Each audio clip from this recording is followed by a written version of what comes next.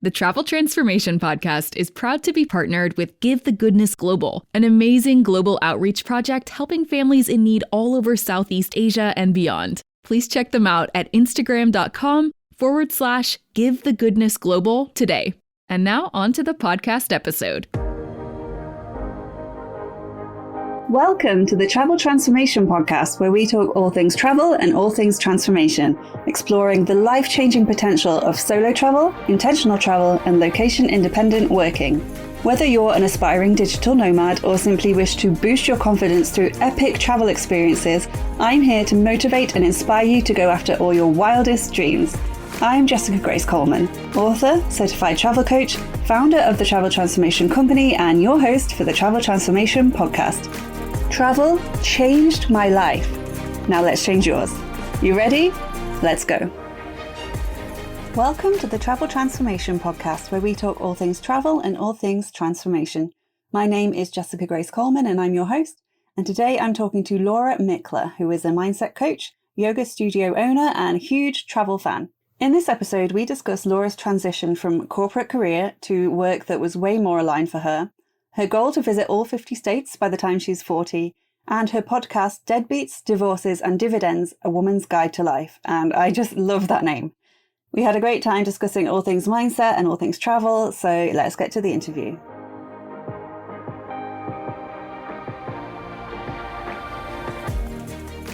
Hi, Laura. Welcome to the podcast. How are you doing today? I'm doing well. Thanks for having me. No problem. Thank you for coming on. Okay, so to start with, can you just give me and our listeners a bit of background information about you, where you are right now, and a little bit about your story so far? Yeah, so I live in the United States in Indiana, so middle of nowhere. It's currently in the middle of a horrible heat wave here, so I'm dealing with all of that and hoping my air conditioning stays going. But as far as travel goes, I have been a traveler. Gosh, I went to Europe in high school, and I think that kind of got the travel bug going for me. And I've had multiple jobs where I've traveled. I love to travel, all of that stuff. I have 2 boys, and I live with my husband as well, and all of us love to travel. My husband and I try to get over to you in the UK at least once a year. And right now I'm currently working on visiting all 50 states, which is cool. I love that. And I'm going to ask you about that in a minute. Yeah, absolutely. For now, so you're a mindset coach. Can you tell me more about the kind of coaching you do? Yes, absolutely. So I work with customers to figure out what it is that they really want in their life. And so if they're just, maybe they're dreading going to work on Monday morning, or they just lay awake at night worrying about things. And so we kind of work through some of those blocks that people have. And I will say travel plays a huge part of what I do too, because people say like, I just want to travel. And I kind of work on the idea of why not. So somebody says, I can't XYZ. And my answer to that is why not? And most of the time, the obstacles that they see in their way are their own obstacles. It's not anything that can't be worked through. And so yeah, I do that full time. And then I also own a yoga studio. So I have a little bit of everything. And I'm in the middle of a transition in my life right now. I just left a long-time career in the corporate world doing mortgage lending. And so this has been a lot more aligned with what I want to do all the time and that sort of thing. So it's been a really good change for me. Nice. I love the why not when someone says they can't do something, but I also love it. You should just say that to yourself all the time, because we give ourselves excuses. And if you just say, well, why not? Or me to it, like, why not me? Because a lot of the time, imposter syndrome. That's exactly right. Like, why not you? And I have people, they say that to me. Yeah, they're like, how do you travel all the time? Well, I make it a priority. And why can't I travel? Why can't I make that a priority? So yeah, you're exactly right. Love that. So what made you want to become a mindset coach, and how did you get into that? Were you doing this while still having your corporate career? Did you have it as like a side hustle or?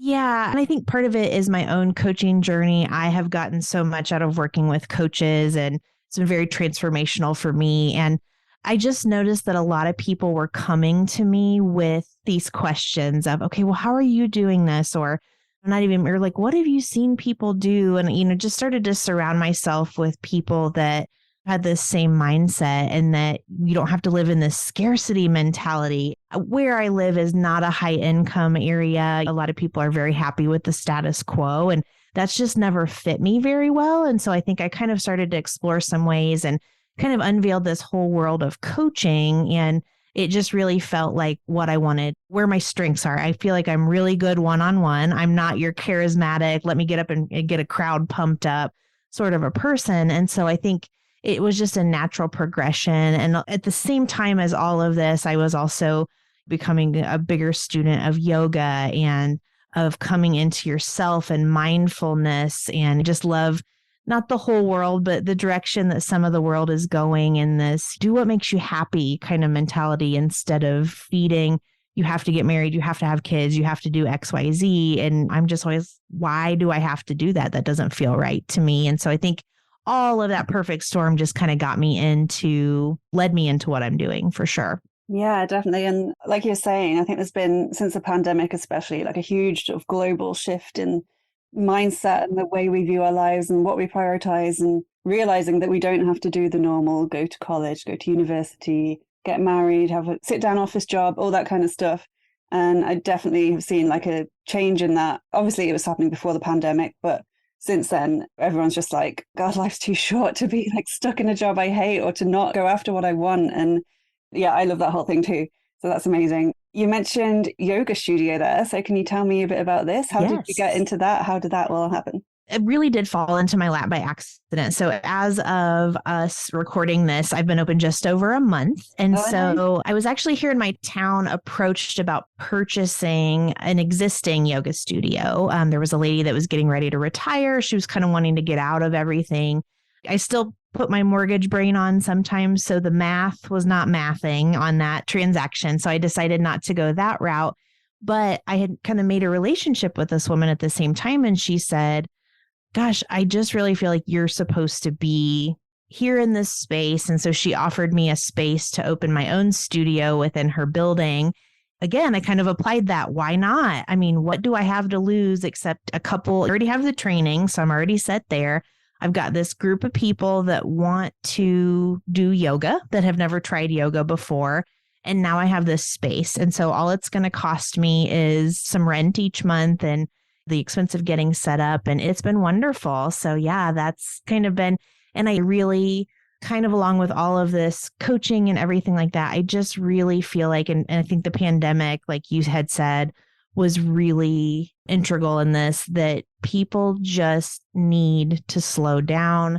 They feel lost. They're not sure if they're coming or going. And I see that where I live, just in the grocery store, people just look forlorn while they're standing there. And I'm trying to be this one woman revolution here of, okay, let's figure out what makes you happy. Let's get you into your breath. And honestly, yoga saved my life, being in a high stress job and learning how to breathe. And I discovered that I was only breathing in the top half of my lungs for most of the day, which is not a healthy way to live. And using yoga as part of my coaching too has been really cool. And so, yeah, it's a tiny little studio and we're just growing, but it's been really, really cool to be a part of starting that. So, yeah.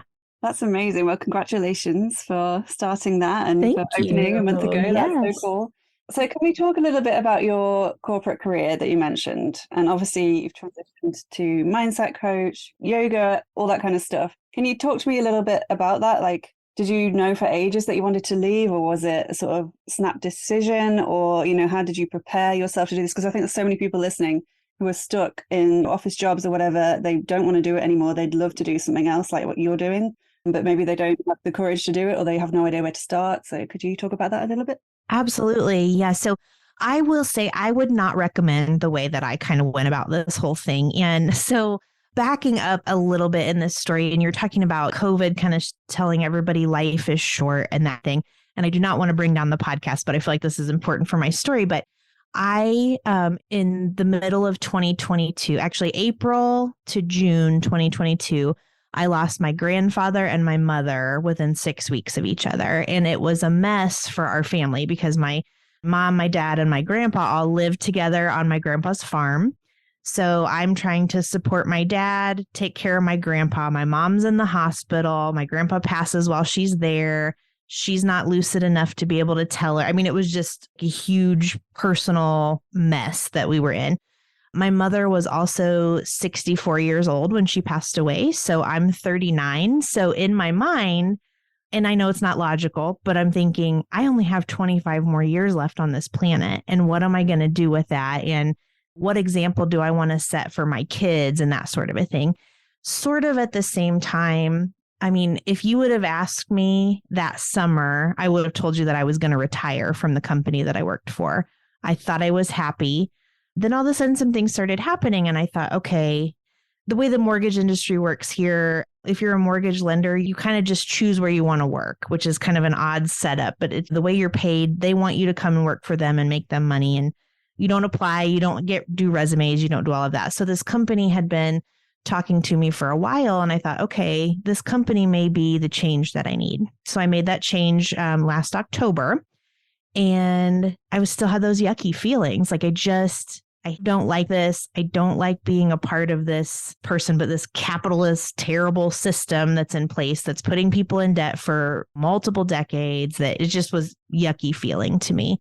So in April, I started having some crazy health issues. I found out that I have the same liver disease that my mom has. So in a very treatable, healthy stage with it, but I do have that gene. It's going to become an issue.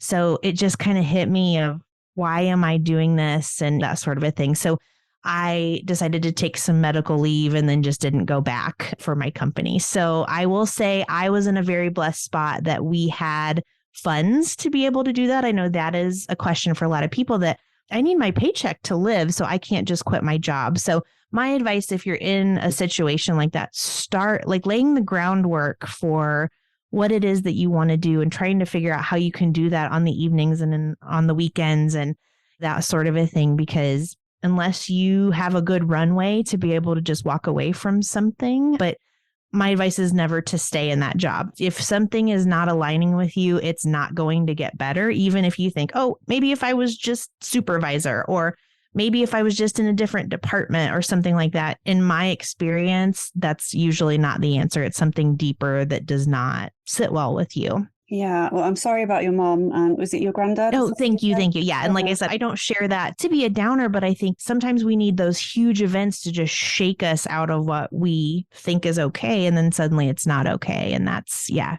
Exactly. Yeah. I mean, some people, you go your whole life without making any big moves, and then you get a huge wake-up call, like something like that, or like a health scare or something.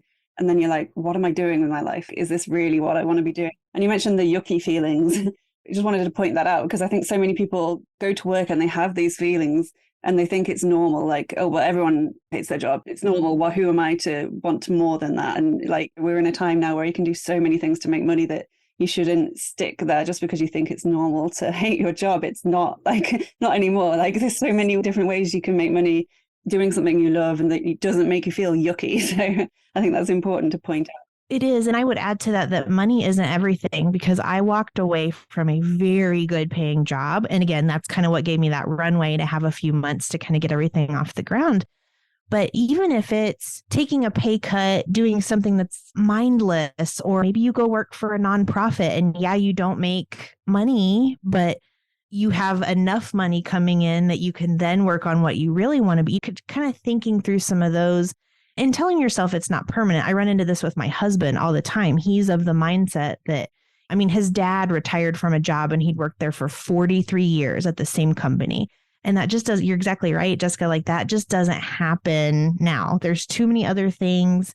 And I think a lot of people, and I don't know how old you are, but I'm 39 and I'm not willing to work somewhere forever that makes me miserable.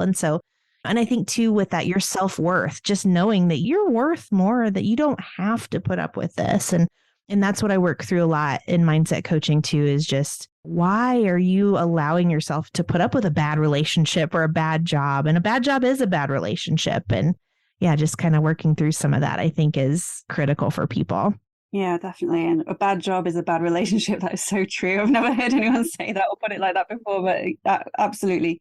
Don't want to stay in a bad relationship. And if your jobs often last longer, like the relationships last longer, you might be somewhere right, exactly, hating it every day, and you wouldn't do that in a relationship. So it's a very good point.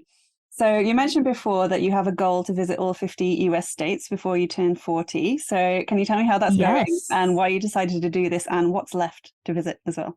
Yes, as I can kind of give you the whole thing. So I mentioned earlier that I've had a lot of traveling jobs over the course of my time. And so it really started, I worked for my college sorority I've actually worked for them twice. And so both of those jobs, I had a job where I was literally flying around to college campuses all over the United States.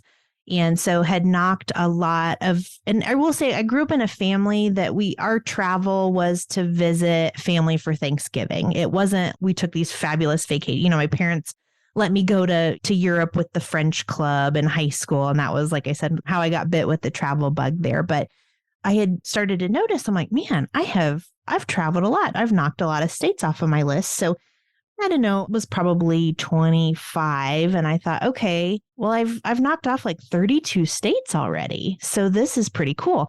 And here in the United States, and I don't know if it's where I live or what it is, but I mean, there's certain states that you just seem to get to all the time. There's always every few years, there's a reason to go to Florida. My sister moved to Texas, so I'm going to go visit her. But there were also these states that where I live did not make any sense to get to. So I'm never going to really have a reason to go to Oregon. So my husband and I started talking and we said, okay, I'm down to these number of states. And some of them were easy. We went to the East Coast and those states are so small and close together. I was able to knock 6 states off in one vacation. So that was kind of cool. So probably about 6 or 7 years ago, and of course, COVID happened in the middle of all of this, but I started trying to figure out, okay, yeah, I need to start knocking some of these states off my list. So started trying to be a little bit more strategic, like, okay, yeah, we're going to go do fall break in New England and the leaves are going to be great. And we got all of those knocked off. And then I was going to be in Denver, Colorado for a conference. Well, I need to knock off Montana and Idaho, and they're right there. So just trying to figure out some of those. So I'm happy to report I turned 40 in June. So I have a little under a year here and I have been to 49 of the 50 states. So I'm down to Alaska, which is proving to be probably the hardest one to visit because you can't visit there certain times a year. So I'm kind of down to warm weather months to visit Alaska. But that's what I'm trying to figure out. My family and I, we went on a cruise of the Hawaiian Islands over the new year this year. So that was 49. And then, yeah, Alaska will be 50. And I snuck in Puerto Rico in there too. So I've gotten a couple of territories as I go. But yeah, obviously, if I don't hit it, it's not going to hurt anything. And it's still cool to say you've been to 49 of the 50 states. But 40 just seemed like a good punctuation for that goal. So that's kind of what I'm aiming for. And yeah, I haven't figured out how or when I'm going to get to Alaska, but yeah, I'm going to make it happen. So yeah. I love this so much because I'm a huge fan of the States. I lived in Colorado for a year when I went to university there in Boulder. So beautiful. So nice. Yes. And I also did fall road trip around New England and did all the states in the same holiday as well. Yes. That's so cool. You're actually making me think I should do this, but it's a little harder because I don't live there. But so maybe I could do 50 states before I'm 50. I'm 36 now. So there you go. Yeah. Yeah. And see what you may be surprised if you've traveled pretty extensively. And where I live is actually really cool. I live within a 4-hour drive, which I know you in the UK are like 4-hour drive. That's crazy. But here in the States, we'll drive a little ways. But I mean, I live within 4 hours of Chicago, Detroit, St. Louis, Louisville, Cincinnati. I mean, I have a lot of cities, and that helps with travel too, because I can get to airports and kind of do it a little more economically with some of those types of things. So New Mexico is another great example. There really is not a lot in New Mexico. So I was going to be in a conference in Tucson, Arizona, and thought I'll drive over, and ended up finding this fabulous yoga retreat that I've been back to 3 times since I visited New Mexico. And so it's really cool, the little gems that you find when you're out traveling and that sort of a thing. I would move to Bozeman, Montana in 2 seconds. It's just really cool to kind of find places that I wouldn't think that connected with me, but they did. So yeah. Sorry for the interruption, but I just have to tell you about Jessica Grace Coleman's new book, Intentional Travel Transformation. Boost your confidence, conquer your fears, and finally become the person you've always wanted to be, which is out now. This book is part memoir, part practical guide to help you transform yourself and your life through travel. Learn about Jessica's own tale of travel transformation, read unique transformation stories from the travel buddies she's met on the road, and make your way through her travel transformation framework, a method you can follow to create your very own bespoke travel transformation strategy. Your roadmap you can use to incorporate intentional travel into all your future trips. So, have you packed your bags yet? Because it's time to flip the script on your life and transform through travel. Get intentional travel transformation now from Amazon or head to www.traveltransformationcoach.com/books for more info. And now let's get back to the Travel Transformation Podcast. I love that. You mentioned New Mexico, and it just reminded me of when I was in Colorado with my friend Vicky. I'm a huge Breaking Bad fan, and it's filmed in Albuquerque. And then I was the only one who could drive out of the two of us. So I drove us to Albuquerque. We went on a Breaking Bad tour. We stayed the night, and then we drove back to Colorado the next day. It was like a crazy trip. I was like, I've ticked that off my list technically. So amazing. Exactly. And I mean, you have to have those spontaneous trips sometimes, right? Like this summer, I had tickets to a concert in Chicago and I wasn't going to go. And then about 3:00 in the afternoon, I was like, why not? So my youngest son and I hopped in the car, drove the 4 hours to Chicago, went to the concert, had a great time taking the boat across the lake. And it was just really cool. So yeah, I love those spontaneous little quick trips, which is cool. Awesome. And you mentioned Montana there. So I was going to ask if you've had like favorite states that you visited or any that were sort of unexpected or anything like that. So why do you like Bozeman, Montana so much, and any other favorite states? Yeah. So I will share. I do have 3 places that if someone said, please move here, I would move here in 2 seconds. And I will preface this by saying I am a lifelong Indiana resident. I was born in the hospital here in my town, but I've traveled extensively. So that's kind of my excuse of, yeah, I've decided where I'm going to land and it's here, but I also don't feel like I'm one of those people that never left kind of a thing. So all of that to say, I don't always love where I live. So I feel like I'm constantly, when I'm traveling, I'm on this like, oh, could I live here? What are house prices here? And, that sort of a thing. Bozeman, Montana was definitely one that I adored. I think I've discovered in my travels that I love mountains. And I know there's this East Coast, West United States kind of battle of who has the better mountains. And I think I just like mountains in general because it's beautiful there. It was, I think, maybe an 1.5-hour drive to Yellowstone National Park. I got to see Old Faithful. And I'm not a super outdoorsy person. I'm not like, oh, yes, let me go on these hard hikes or I want to scale this rock, or I'm not that person. But the scenery, just kind of the size of the town was good. You didn't feel like you were out in the sticks, but you still got the nature part. And so I'd say that was one. I really do love where I go in New Mexico. So again, a little bit of mountains. It's this little town called Truth or Consequences, which is a silly name for a town. And I found out that it is because there was a game show in the 1950s called Truth or Consequences. And they had this nationwide contest. And they said, if you would name your town after our game show, we will bring our game show and film it in your town and bring you all the things. So that's what they did. And because it used to be called Hot Springs, New Mexico. So I think almost every house in this one area has a hot springs, pool, tub, something. It's just very healing, very amazing. So I love that. And it's, of course, my yoga brain just goes nuts when I'm there. And it's not far from Roswell, if you're familiar with the aliens and all that kind of a thing. So that's kind of cool.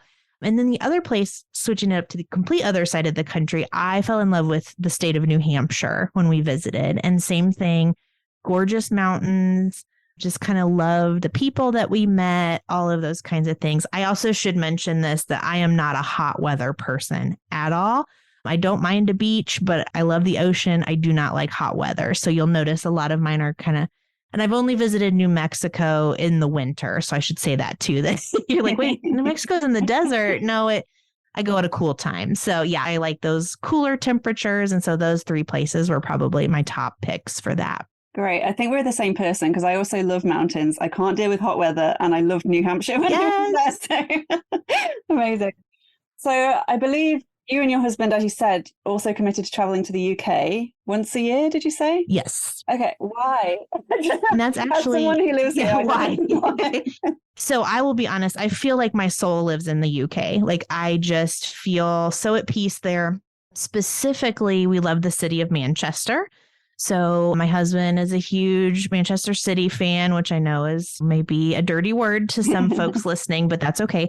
So I think we both have been really connected. It probably started with the music from Manchester, which if you can imagine two people that live in the middle of nowhere, Indiana in the 90s, it was a little tricky to try to find your favorite bands. And especially when they are in another country and you're 15 and don't have the means to do anything. But we both kind of committed to that. So when we met each other and kind of had this connection over that, we decided to go to London for our honeymoon. Did, like I said, my French club trip in high school. And then I did a 2-week field study in the UK in college and just was like, I got to get back here. So we went for our honeymoon and then it took us 10 years, our 10th anniversary, we went back.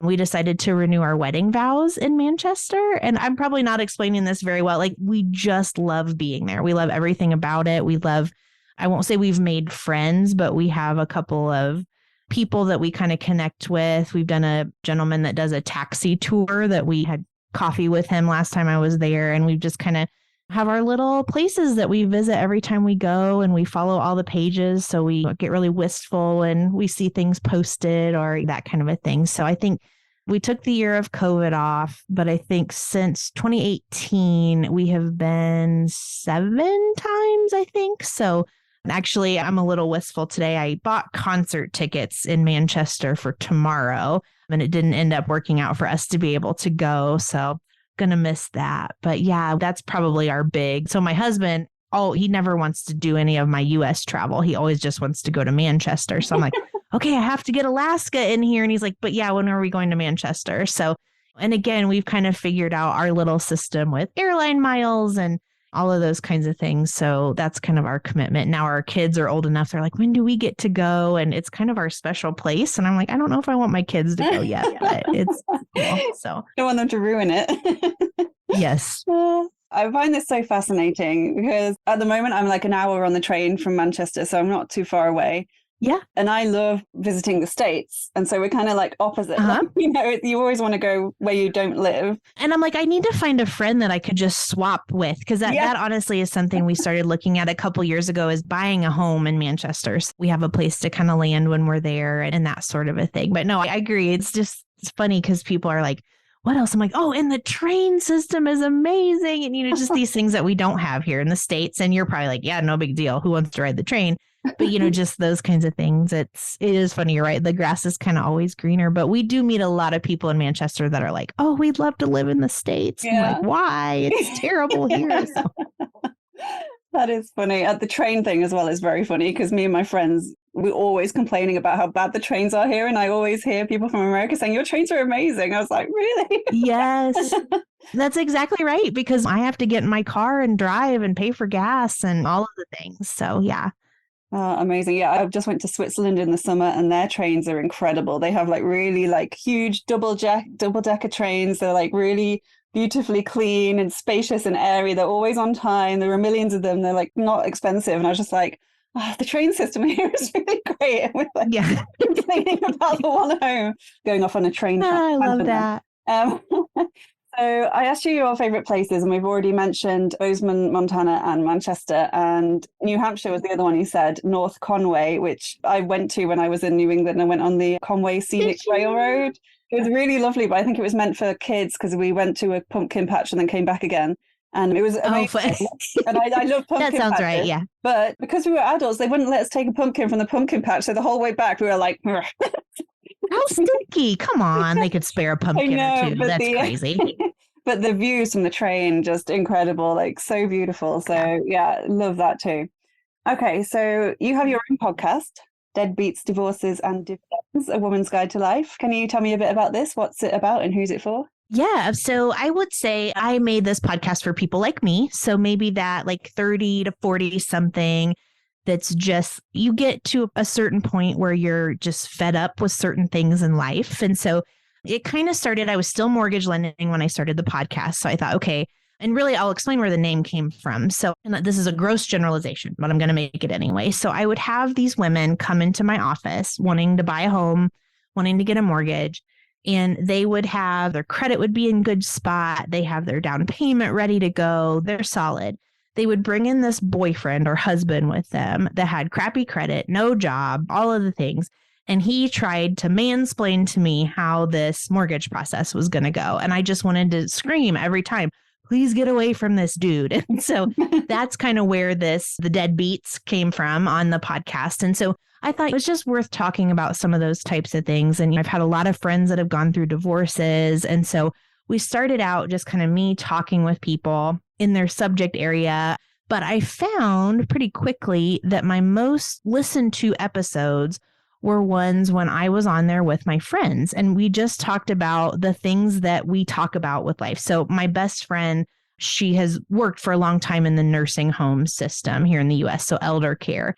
So she came on and we talked about everything I went through with my mom passing away, how that works when you have children, but you're also trying to care for parents and those types of things. And those episodes went crazy. And I'm not really versed in what this looks like in the UK, but here in the States, we have a huge student loan problem. And so my other friend and I, we just went on a rant about student loans and how detrimental they are to everything. And oh my gosh, people went nuts over that. So I thought, we're onto something here. So I brought Kristen, my friend, on full time. So every week we just talk about life and different topics. We did one on our favorite books. We've done one on things that we don't think are worth the hype that they're given. So we just kind of sound off on those kinds of things. And our goal is to just be like, you have two other friends with you in the car when you're driving and you're all having a chat. And so that's kind of that's what we go off of. So it's good. We're a little bit goofy, have some strong opinions on some things and not on others. So it just kind of talk about whatever we're feeling like talking about, which is really cool. I love that. I sometimes wish I had a co-host because I think it would be a lot more fun than me just sitting in a room on my own talking when I do my solo episode. Absolutely. Yeah. Sometimes it's like, okay, what are we talking about? And yeah.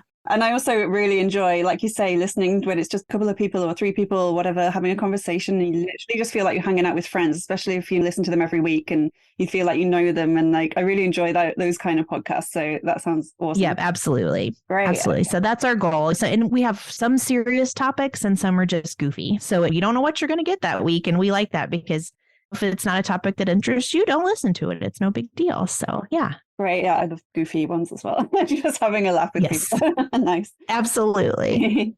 Okay, so I have two last quick questions. So first of all, where can people find and follow you online if they're interested in the coaching or if they're local and they're interested in the yoga or anything? Do you have any last message or anything you want to say before we go?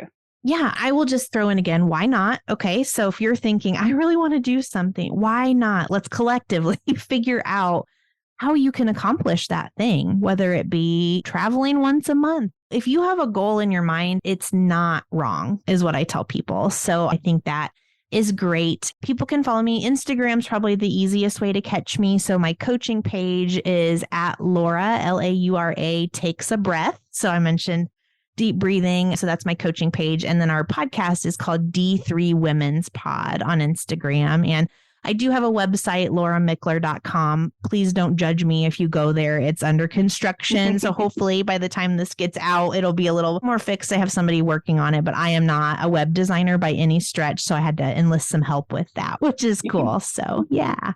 Great. And I'll put those links in the show notes as well. Perfect. Well, thank you for coming on. It's been a really great conversation. And I think you have inspired me to do all 50 states as well. I'm going to make it a goal before I'm 50. So thank you for that as well. If you're a visual person like I am, I have a little scratch off map that I scratch off every state as I visit. So it kind of helps with the visual too. So yeah, I'm all about it. Great. Well, thank you so much for coming on. Yeah. Thanks for having me. Thank you for listening to the Travel Transformation Podcast with me, Jessica Grace Coleman. If you enjoyed this episode, I would really appreciate it if you could please subscribe, rate and review, and spread the word, because it's my mission to help as many people as possible to flip the script on their lives and transform through travel. And remember, life is short, so let's make sure it's nothing short of amazing. Until next time, I'll catch you on the flip side.